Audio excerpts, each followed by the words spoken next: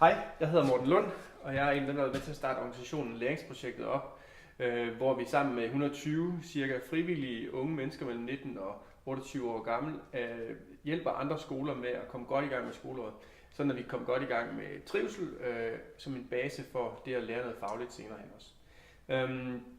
Jeg har en model med, som vi har arbejdet med de sidste 7 år, hvor vi har lavet Læringsprojektets opstartscamps. Og den vil jeg lige give jer, fordi hvis I står og skal til i gang med jeres eget opstart her nu efter sommerferien, jamen, så er det måske et meget godt redskab at kende til. Vi har i hvert fald kæmpe succes med at se, at folk de har lyst til at være på uddannelsesinstitutionen, når de bliver bygget op på den her måde i opstarten. Det er meget simpelt. Det er bygget op efter en trappe, hvor på det nederste trin har vi den sociale del, på det næste trin har vi den personlige del, og på det øverste trin har vi den faglige del. Hen ad den her vej her kan man sige, at der er lidt gule streger og en tidslinje nede i bunden, egentlig bare markerer, at når det er sådan, at vi arbejder på den her måde her, så starter vi herud og den vej over med noget socialt arbejde, noget personligt arbejde og noget fagligt arbejde til sidst.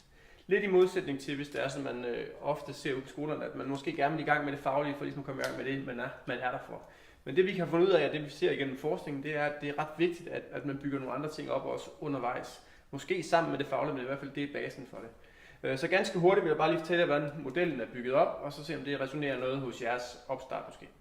Hernede i bunden har vi den sociale del af det, og herude der står der 3 T'er. Det er fordi de ting, vi arbejder med i starten, for eksempel den første dag, eller første og den anden dag på en opstart, det er det sociale element. Sørg for, at der er tryghed i gruppen, sørg for, at der er en høj grad af tilknytning, at man føler, at man hører til her, og at der er en tillid til, at det her det er et godt sted. Jeg behøver ikke at bekymre mig om, at det er andre ved siden af mig, de ikke kan lide mig, eller jeg bliver socialt utryg på det her sted.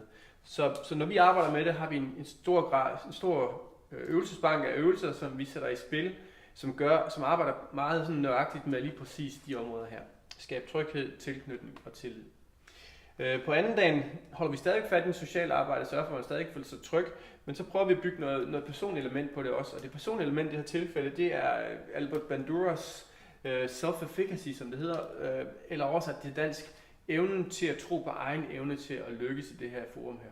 Så når vi går ind og arbejder her, jamen, så tager vi øvelser ind, som er progressionsøvelser, hvor vi kan hele tiden gøre det en lille smule sværere at være med, så man hele tiden øger sit niveau. Men øvelser, som ud fra et styrkebaseret synspunkt og udgangspunkt arbejder med at få eleven eller den studerende til at føle, at det her det kan jeg rent faktisk godt lykkes med. Så vi ikke starter for højt, så man får lyst til at sige, det lykkes alligevel ikke for mig det her, eller i værste fald, det lykkes som så vanligt aldrig. Men vi bygger stille og roligt nogle ting på, nogle øvelser, som gør, at vi får mere og mere tro på, at her kan jeg rent faktisk godt lykkes. Og det kommer som forskellige dele ind i det tidsforløb her, hvor vi så stille og roligt begynder at blande de faglige elementer ind, de fag, som nu findes på den institution eller den skole, der findes, om det er geografi, det er madlavning, det er dansk, engelsk, eller hvad det nu måtte være, jamen så begynder vi stille og roligt at så dråber af det her ned igennem det. Men den effekt, det har at følge det, vi kalder læringstrappen her, det er, at når man først har den sociale ballast i orden, altså når det sociale forum er i orden, så når jeg føler, at her kan jeg godt slappe af, jamen så åbner min hjerne sig op for at kunne lære noget. Tilsvarende med, at jeg får den personlige tro på, at jeg kan løse her, jamen så får jeg en lyst til at gå ind i de opgaver, som senere hen kommer her. I modsætning til, når vi ser, hvis jeg sådan præsenterer for svære faglige opgaver fra starten af, jamen så har hjernen tendens til at blive stresset helt inden for det dybeste af hjernen, til at sige, at vores frontallapper, hvor alt det gode læring gerne skulle ske, jamen de bliver faktisk lukket ned. Og så får vi det her lidt, jamen jeg kan jo ikke alligevel, det syndrom, som nogle gange kan ske. Så det er bare en måde, man kan tænke over det, når man nu bygger tingene op, og hvis I har lyst til at vide lidt mere om det, så kig ind på vores hjemmeside, læringsprojektet.dk med AE i stedet for A. Jamen, der er nogle forskellige øvelser, og der er lidt mere omkring teorien bag det, nogle forskellige inspirationskilder i forhold til teorien bag det. Jeg håber, I får en fantastisk opstart derude nu her efter sommerferien.